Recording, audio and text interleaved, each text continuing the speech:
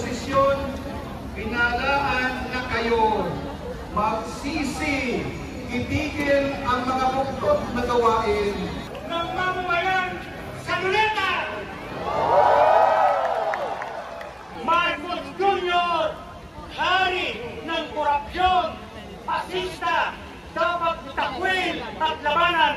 Mga kababayan, darating ang araw, magtatagumpay ang ating pakikibaka.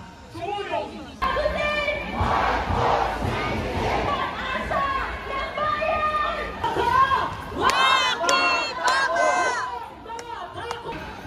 Ang binatilyong si Dion de la Rosa namatay sa leptospirosis. Pag walang pasok, no work, no pay ang manggagawa. Tayo, sira-sira ang bahay, miserable ang ating buhay. Habang nakatira sa mansyon, sa Forbes Park at Dasmariñas Village, ang mga corrupt na contractors at dynasties, billion-billion ang kunako.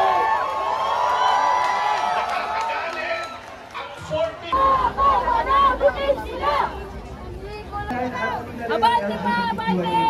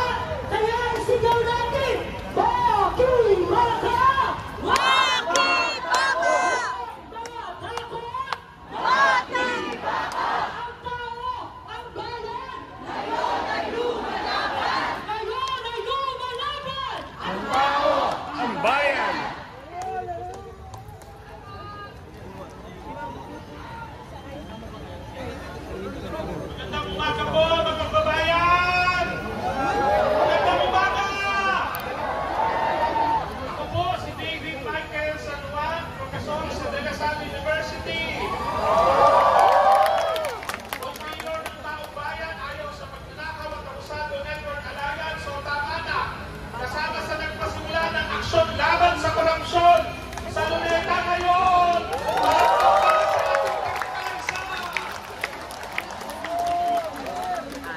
Sa ating pagtigdig, binubuo na natin. Dion de la Rosa namatay sa leptospirosis. Pag walang pasok, no work, no pay ang manggagawa. Tayo, sira-sira ang bahay, miserable ang ating buhay. Habang nakatira sa mansyon, sa Forbes Park at Dasmariñas Village, ang mga corrupt na contractors at dynasties, billion-billion ang kunako. Nakakagalit ang 40 na sports car ng buwayang contractor. 40, Diyos mio, mahabang mesa ng limpak-limpak na kickback ng mga senador at kongresista habang nalulunod tayo. Lalong nakakagalit si President Marcos at VP Duterte. Tumanggap ng halos 20 million pesos na donasyon mula sa mga contractors na naglulubog sa atin. Kung may delikadesa sila, kung may hiya sila, pareho na silang dapat mag-resign. Sa Japan, alam na natin ang ginagawa ng mga dawit sa korupsyon, di ba? Kaya tama na, sobra na ang pandarambong sa bayan. Tama na, sobra na ang pananahimik. Tama na, sobra na ang sistema na ninanakaw ang pondo na para sa bayan. pondo sa serbisyo, hindi sa korap na politiko. Lahat ng sangkot, anong sagot? Dapat managot.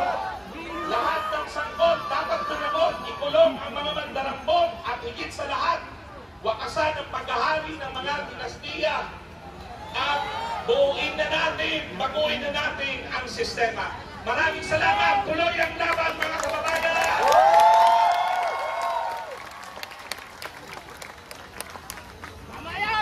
Mainit, ngunit mapulang umaga sa atin, mga kasama! Ako si Mary mula sa Teknolohikal na Universidad ng Pilipinas at proud convener ng One Top Alliance. At ngayon, narito ang sangkabataan para ihayag kung ano ang aming tingin sa korupsyon. Malamang sa malamang, mga kasama, alam natin kung bakit tayo narito ngayon sa Luneta. Alam ba natin? Para kuntinahin ang kaliwat ng korupsyon ng gobyerno, huwag tayong matakot pangalanan kung sino ang dapat singilin at dapat panagutin ng taong bayan. Ang bunga ng korupsyon, si Marcos at si Duterte. Hindi nalayo ang issue ng korupsyon sa kabataan, lalo na ng kabataang estudyante nag-aaral sa Taft Avenue na laging binabaha. Kulang na sa classroom, pangit na kayong pasilidad, babahain ka pa. Tapos ngayon, ayaw nilang palabasin yung mga estudyante. Ano na lang, give up naman dyan. Yung mga inilalaan sana nila sa flood control project na napupunta lang sa bulsa ng mga kurakot na to, ay mas binigyan sanang laan sa mga dagdag na classroom, pampaganda ng pasilidad, at mas scientificong flood control project. Pero anong nangyayari? Nasaan ang buwis ng taong bayan? Nasa bulsa nila. At ito ngayon ang panawagan namin sa mga kabataan na tumungo sa lansangan at ugatin ang tunay na suliranin ng masang api. At nandito tayo ngayon na tunay na lumalaban sa kahabaan ng Luneta, at ito na ang oras para makialam at mangahas na makibaka. At syempre, mga kasama, hindi dito nagtatapos ang ating pagkilos. Simula pa lang ito, kaya humanda sila. Humanda ang administrasyon na to sa pagbaha ng mga kilos protesta ng taong bayang galit na sa korupsyon. At ang ginagawa ito, inaanyayahan namin ang kabataan na ugatin natin ang tunay na salot at dahilan ng paghihirap ng mamamayan. At ang dahilan ng pag-usbong ng mga revolusyonaryong pagkilos. Taimtim natin alamin kung sino ang totoong kakampi at totoong kaaway ng masang api. Ito ang henerasyong hindi nakakalimot at hindi nagpapatawad. Kaya't lahat ng galit, sabay-sabay nating isigaw, ang tao, ang bayan! Ngayon ay lumalaban! Ngayon ay lumalaban! Ang tao, ang bayan! Maraming salamat po.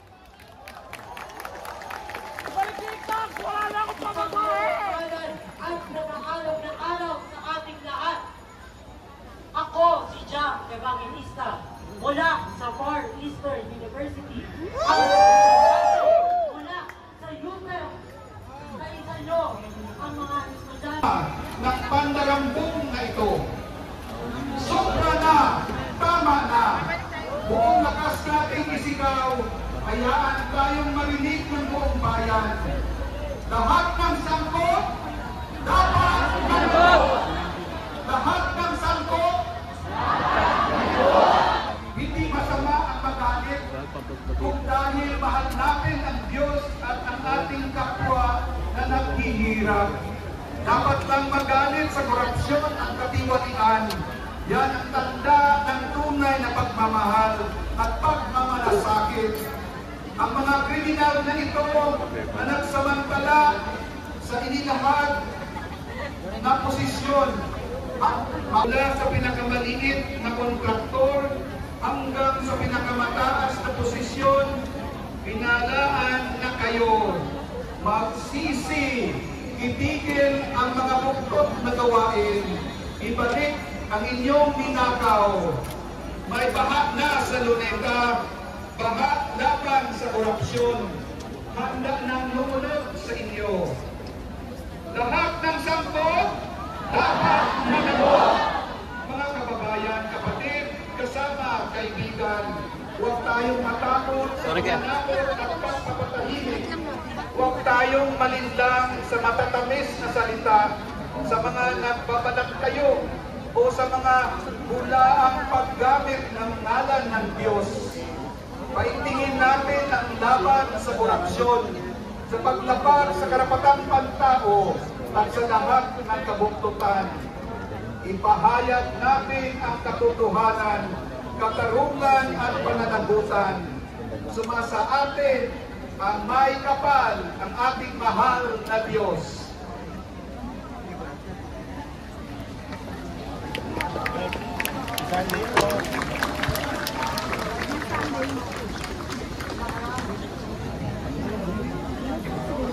Mahanap na magbati mga kababayan,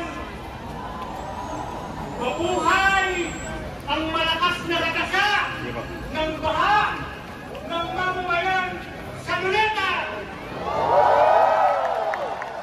Marcos Jr., hari ng korupsyon, pasista, itakwil, labanan!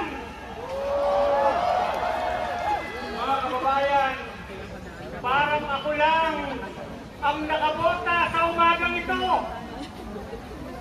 Dahil sa Bulacan at Pampanga, baha hanggang ngayon. Naubos ang flood control project at farm-to-market road budget, pero ang mga kalsada ang dapat kontrolin, wala. Kaya baha pa rin hanggang ngayon. Kaya napakahalaga po ang pagkilos ninyo, pagkilos natin para sa magsasaka. Ano yung epekto ng baha ng mga flood control project na to? Una po, ang magsasaka dumaranas ng matinding kahirapan, kagutuman, lalo ngayon. Pangalawa, ang pagkain na dapat ay aani ng palay na dugo, nasira. Ang sabi ng gobyerno, 15% ng decrease sa pagkain o sa palay dahil sa Ghost Flood Control Project at farm-to-market road na Ghost. Kaya lalong gutom kami, lalong gutom tayo. Kaya ano ang dapat gawin? Mahalaga po ngayon at sa mga susunod na araw ang ating pagkilos. Ipaglaban natin karapatan para kasi ng lokal na pumusaw ng pagkain, hindi importasyon. Muli po, Marcos Jr., hari ng korupsyon, pasista, dapat itakwil at labanan.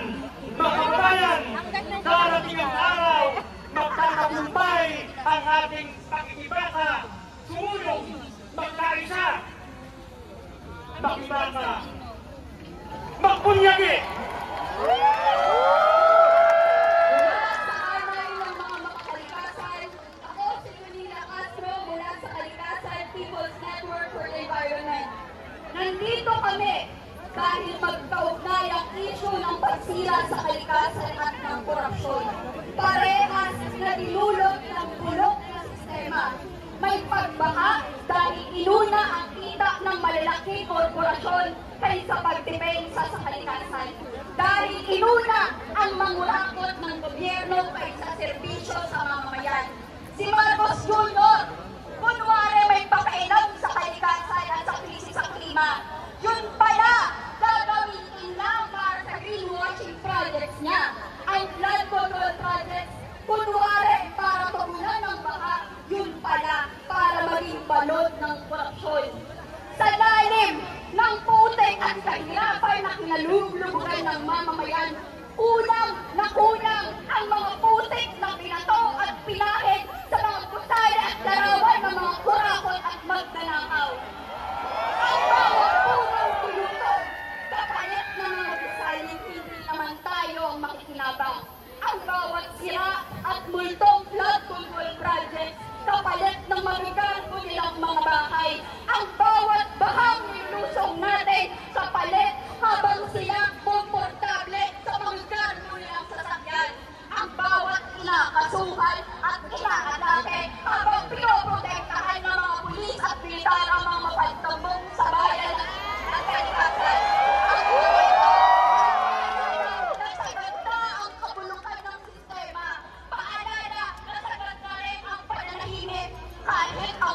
iyong resiliency. Paalala na ang pananahimik ay pagbayag na sirain ng kalikasan na paulit-ulit tayong lumubi ng baka at nakawin ang ating buwis na nagmulat sa ating pawis at pagtitiis. Pagpupugay sa mga narito, tayong sinabihang kumalma ang puminan. Subalit ang naging tugon ay lalong pag-ingay at mas marami at mas malawak na mga protesta.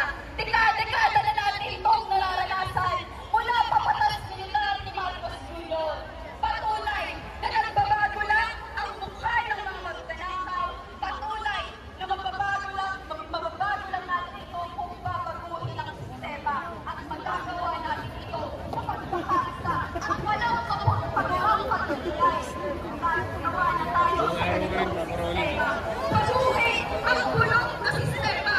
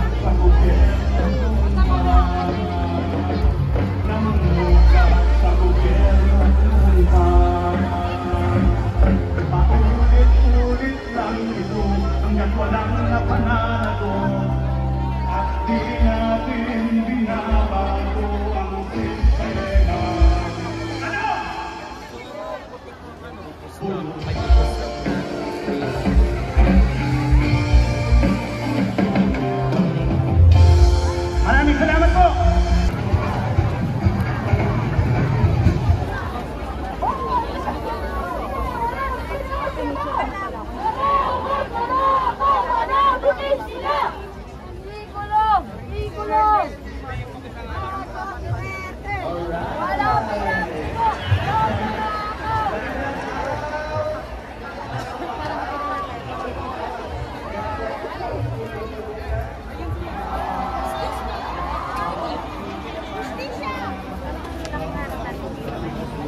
kayo sa harap ng pulis. Dito naman tayo sa may sticker sa party. Sa harap kayo ng barricade. Kapaglaan. Lapit sa station. Mabuhay ang mga bakla! Higit sa lahat, nandito po ako bilang Pilipino dahil ang laban kontra korupsyon ay laban ng lahat. Kapag nagnanakaw ang mga nasa posisyon, ang pinaka-apektado ay ang mga layunan, manggagawa, magsasaka, katutubok, kababalihan, at pinalayan ang korupsyon ay kumakain sa ating daan, kaligtasan at kinabukasan. May namamatay po. Yan ay para din sa lahat. Human rights po ang pinaglalaban natin. Sa mga tiwaling nasa kapangyarihan, nakikita namin kayo. Hindi kami kukurap hanggat may kurap. Lumalaban kami at hindi kami titigil hanggang sa matapos ang korupsyon.